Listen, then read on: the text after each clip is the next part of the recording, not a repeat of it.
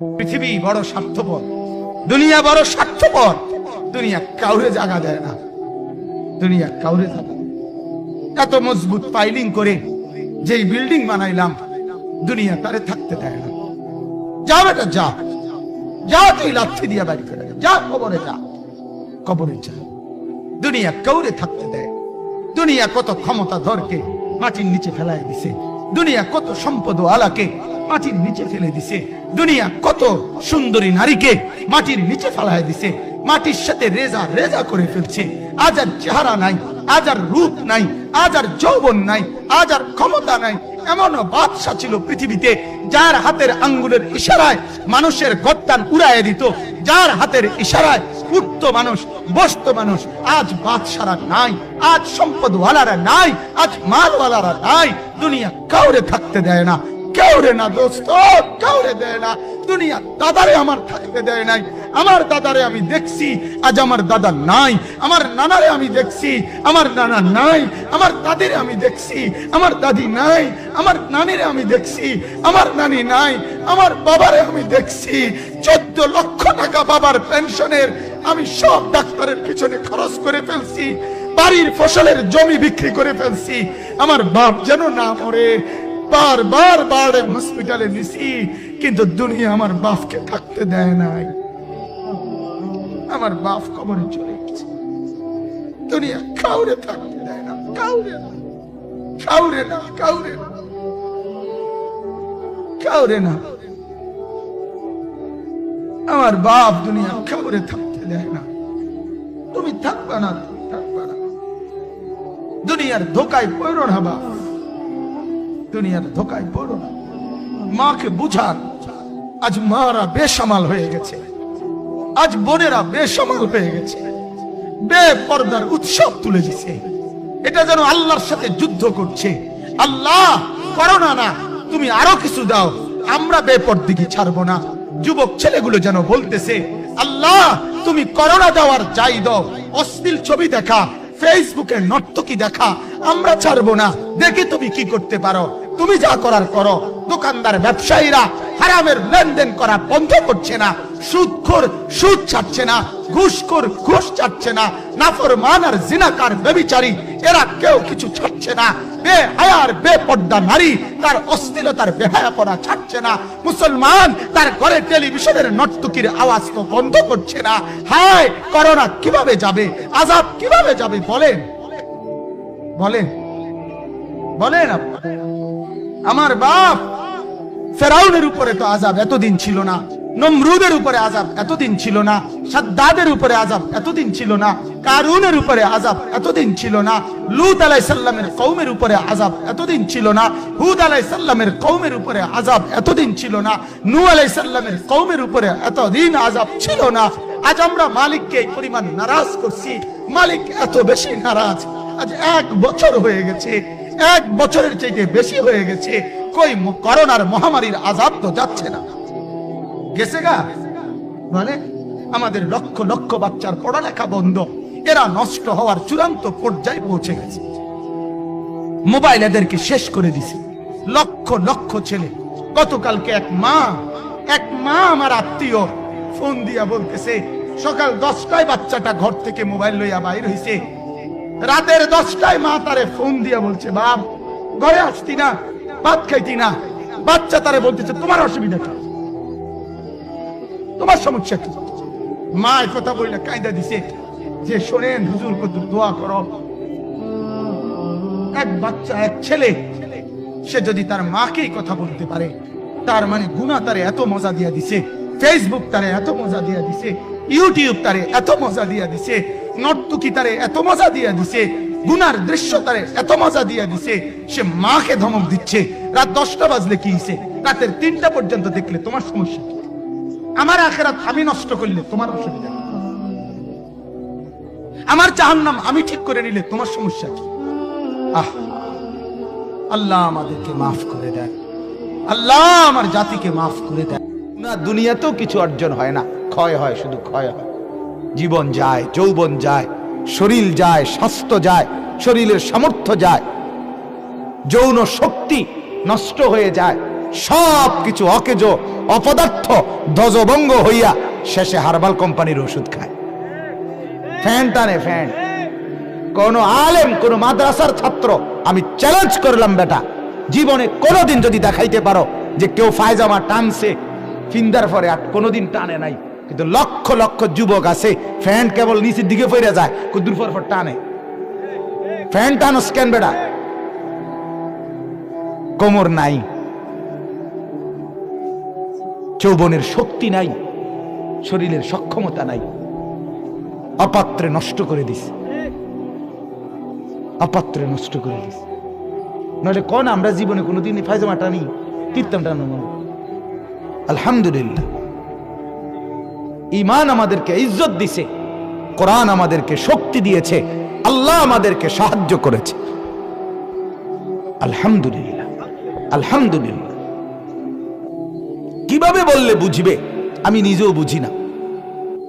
কেমনে বললে বুঝতো আমার ছেলেরা, আমার ভাইরা, আমার বন্ধুরা, বুঝি না আমি। সারাদিন কেমনে এরকম হয় জীবন ভাইয়া। একটা মুসলমানের ছেলের একবারও একটা ওয়াক্ত নামাজও পড়তে মন চায় না। এতগুলো মসজিদের মাইকের আজান শুনে তার কলিজার ভিতরে একটা নড়ে চড়ে না, কপালের মধ্যে একটা ভাঁজ পড়ে না, বিবেকের মধ্যে একটু দংশন অনুভূত হয় না যে আমি একটা মুসলমান, আমার সেজদা দেওয়া উচিত। হায় হায় হায় হায় হায়, কি জীবন রে বাপ। এই জীবনের সাথে রাস্তার কুকুরের কোনো পার্থক্য আছে কিনা? আমার মনে হয় না, আমার মনে হয় না। সেজদাবিহীন সে তো মানুষ না, যার কপালে সেজদা নাই সে তো মানুষ না। আল্লাহ তাকে মানুষ বলে নাই, আল্লাহ তাকে মানুষ বলে নাই, জানোয়ার বলছে। আল্লাহ তাকে জন্তু বলছে, জানোয়ার বলছে, কাল আনআম বলছে, আনআম বলছে। তোমাদের যাদের কপালে সেজদা নাই বাপ, তুমি মানুষ না, হাইওয়ান। ফজরের নামাজ না পড়ে তোমরা যারা ঘুমাও, রাস্তার কুত্তার সাথে তোমারে মিলায় দেখো, কোনো পার্থক্য মনে হয় না। হ্যাঁ হ্যাঁ, মিলায় দেখো। হাসি দিয়ে উড়ায় দিও না, মজাক করে জিন্দিগি উড়ায় দিও না। জীবনের শেষ আছে, যৌবনের সমাপ্তি আছে। 30 বছরে নিশ্চিত 60 বছরে রূপান্তর হবে, হবে কিনা বলেন?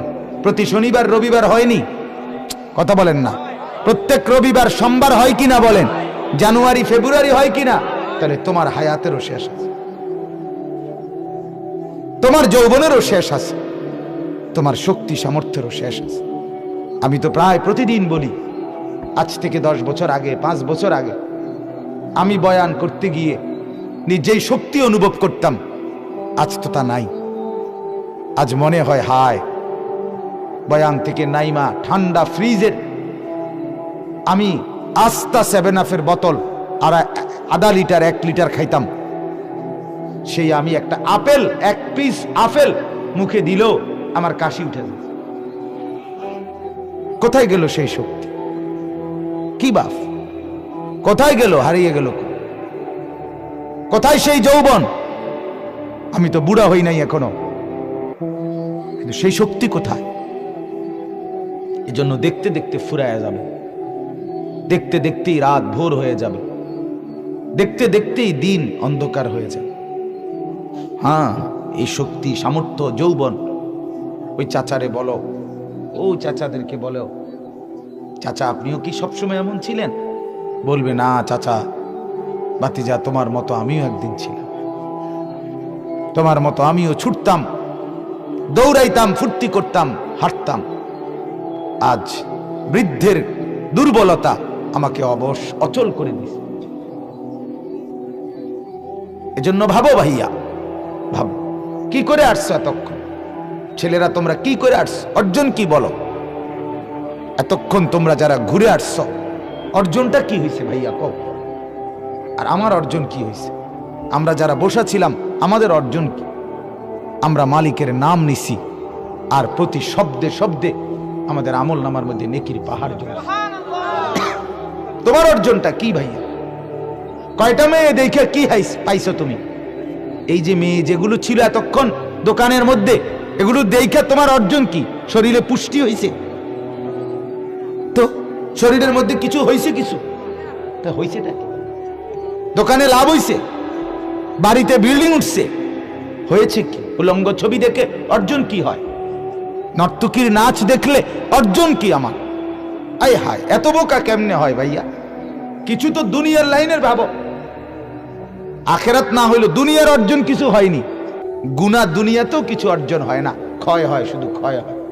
জীবন যায়, যৌবন যায়, শরীর যায়, স্বাস্থ্য যায়, শরীরের সামর্থ্য যায়, যৌন শক্তি নষ্ট হয়ে যায়, সব কিছু অকেজ অপদার্থ ধ্বজভঙ্গ হইয়া শেষে হার্বাল কোম্পানির ওষুধ খায়, ফ্যান টানে ফ্যান। কোন আলেম, কোন মাদ্রাসার ছাত্র, আমি চ্যালেঞ্জ করলাম বেটা, জীবনে কোনোদিন যদি দেখাইতে পারো যে কেউ ফায়জামা টানছে ফিন্দার পরে, আর কোনোদিন টানে নাই। কিন্তু লক্ষ লক্ষ যুবক আছে ফ্যান কেবল নিচের দিকে ফিরে যায়, কুদ্দুর পর টানে। ফ্যান টানো স্ক্যান বেটা, কোমর নাই, যৌবনের শক্তি নাই, শরীরের সক্ষমতা নাই, অপাত্রে নষ্ট করে দিস, অপাত্রে নষ্ট করে দিস। নইলে কোন আমরা জীবনে কোনোদিন ফায়জামা টানি, কীর্তন টানো? আলহামদুলিল্লাহ, ঈমান আমাদেরকে ইজ্জত দিছে, কোরআন আমাদেরকে শক্তি দিয়েছে, আল্লাহ আমাদেরকে সাহায্য করেছে। আলহামদুলিল্লাহ, আলহামদুলিল্লাহ। দুনিয়ার সুখও মিলছে আলহামদুলিল্লাহ। উলামায়ে কেরাম দুনিয়া তো সুখের বাদশাহীর হালাতে আছে, বাদশাহীর হালাতে আছে। বাড়ি তো বিরাট, সম্পদ তো অনেক কিছু, টাকা তো পকেট ভর্তি, স্ত্রী আরেক বেড়ার লগে, মেয়ে আরেক ছেলের সাথে, ছেলে আরেক মেয়ের সাথে, প্রত্যেকেই নিজের মতো। এটা সুখ? এমন ব্যক্তির বাড়ি যদি 10টা থাকে লাভ কি? কথা বলেন, বলে। আমি নিজ চোখে দেখছি কোটি কোটি টাকার মালিক, বউ থাকে ঢাকা, বেড়া থাকে কুমিল্লা, বেড়া ছাদের উপরে বইয়ে সারা রাত গিটার বাজায়, গিটার আর বিড়ি, আমার চোখে। আর তুমি ঠিক কোন লাগতো না, আমি দেখছি বলে ঠিক কিতা, আবার ঠিকের কিতা, আবার সারা রাত গিটার বাজায় আর বিড়ি, একটার পর একটা সিগারেট খায় আর গান গায়। গান তো না, গানের জাত না, কোন লাইনের কোন সুন্দর বলতে কিচ্ছু নেই। চলো ভাইয়া, বুঝতে শিখো, নিজের ভাবনা ভাবো। তু আগার মেরা নিহি বনতা না বন আপনা তো বন। তুমি আমার কিছু যদি নাই করো, তোমার জন্যই করো, তোমার ভাবনাই ভাবো। দেখো সারাদিনের অর্জন কি, সারাদিনের অর্জন কি? কি লাভবান হইলা? ছবি দেখে, নারী দেখে, উলঙ্গ দৃশ্য দেখে, অশ্লীল সিনেমা দেখে, নাটক দেখে, জিনা ব্যভিচারের দৃশ্য দেখে, মদ খেয়ে, জুয়া খেলে, উলঙ্গ বেহায়াপনার মতো বাহিরে বাজারে ঘুরে সারাদিন বন্ধুদের আড্ডা দিয়ে অর্জনটা কি? মিলাও হিসাব, আখেরাত পথ দাও, দুনিয়ায় মিলাও, দুনিয়া মিলাও। দুনিয়ার কিছু হয়েছে কিনা? এক দোকানদার তো 3 ঘন্টা ব্যবসা করলে তার 200 টাকা ইনকাম হয়, কথা বলেন না? এটাতে একটা বুঝ আছে, বেটারটা কি আইছে? লাভ আর্টস। একটা অটো ড্রাইভার, সিএনজি ড্রাইভার ঘন্টা 2 গাড়িটা চালাইলে তার তো 200 টাকা লাভ হয়, এটা বুঝ আছে তার। তোমার বুঝটা কি? তোমার বুঝটা কি? তোমার অর্জনটা কি এখানে? যে নারীর জন্য তুমি এত পাগল, সেই নারী কি তোমার মিলবে না? সেই তুমি কি বিয়ে করবে না?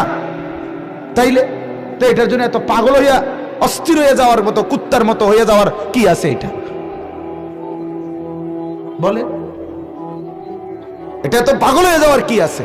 কুকুরের মতো মেয়ের পিছনে পিছনে ঘুরার কি আছে এটার ভিতরে? একটু সবর করলেই তো।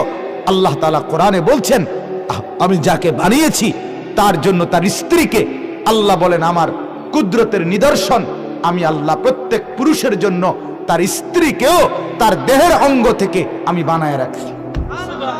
এ তো কোরআনের আয়াত, কোরআনের আয়াত। তোমার জন্য আমি বানাইয়েছি। আমিন আয়াতিহি আন খালাকা লাকুম মিন আনফুসিকুম আজওয়াজান।